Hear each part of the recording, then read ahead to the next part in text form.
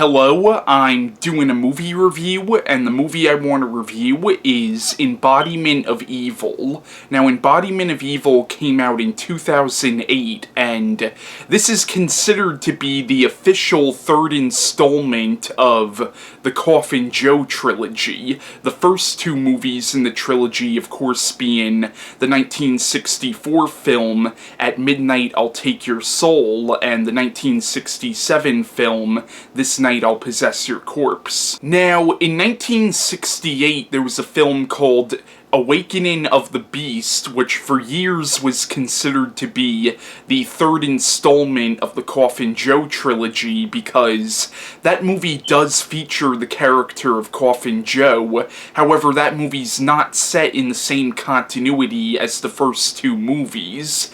And I saw that movie a long time ago, so I don't remember it much, but if my memory's correct, I remember that the character of Coffin Joe really only showed up in hallucinations. Like, a lot of that movie had to do with LSD trips and stuff like that. But now you got this movie, which actually is set in the same continuity as the first two movies, so now it's this movie that's considered to be the third installment of this series. So, the plot of Embodiment of Evil is it's set 40 years after the events of This Night I'll Possess Your Corpse. Now, at the end of This Night I'll Possess Your Corpse, I'm gonna give away a spoiler of what happened at the end of that movie, but at the end of that movie, it appeared as if Coffin Joe drowned in a swamp.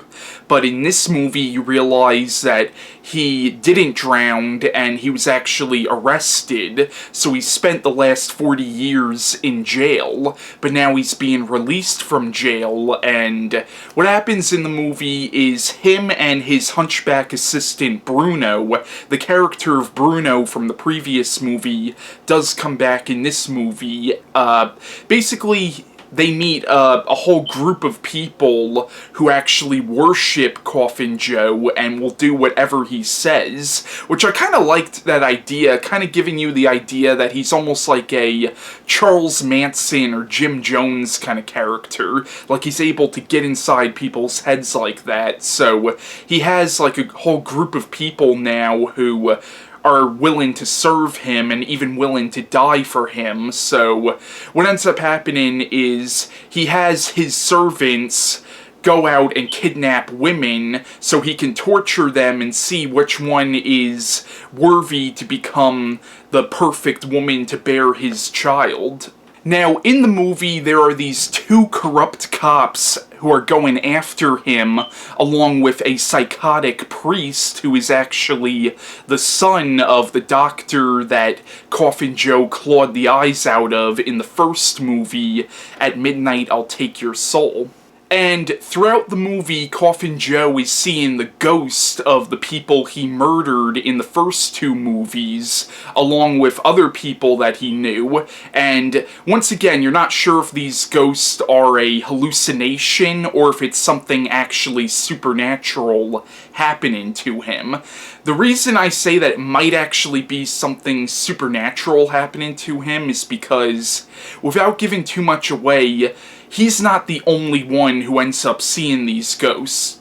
Now, Embodiment of Evil was definitely an interesting conclusion to this trilogy, and the movie is actually pretty disturbing at certain points, and pretty disgusting as well. Like, this is a really, really gory freaking movie, and some of it even made me go, ugh. Like, there's a scene in this movie where Coffin Joe actually scalps this woman, and it's the same woman who actually helped get him out of jail. Like, he scalps her and pulls the skin on the top of her head right over her eyes, and this is after she was nearly beaten to death by her husband for getting Coffin Joe out of jail.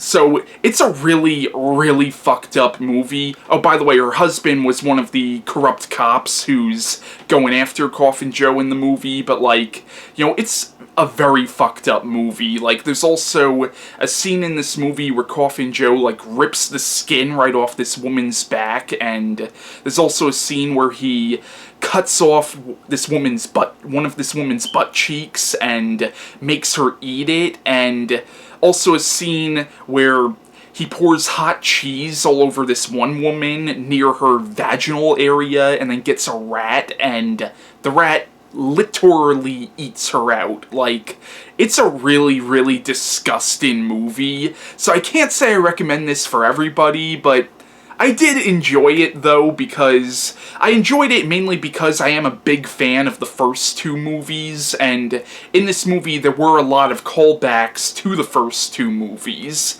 And I can't say I recommend this movie for people who haven't seen the first two, because there are a lot of references to the first two movies. And one thing that I really thought was interesting about this movie is the fact that you really have nobody to root for. Like, you have Coffin Joe, who is the lead character, but he's a bad guy, but the people who are trying to stop him really are just as bad as he is, because two of the people who are trying to stop him are corrupt cops, and one of them actually, you see, kill children in this movie, which is a line that even Coffin Joe doesn't cross. And then you have the psychotic priest who's also going after him, so really in this movie you don't really have anybody to root for, because pretty much every character in this movie is a scumbag piece of shit, really. But if you enjoyed the first two movies, I would definitely recommend this movie, and I personally enjoyed it. But yeah, that's my review on Embodiment of Evil, and bye.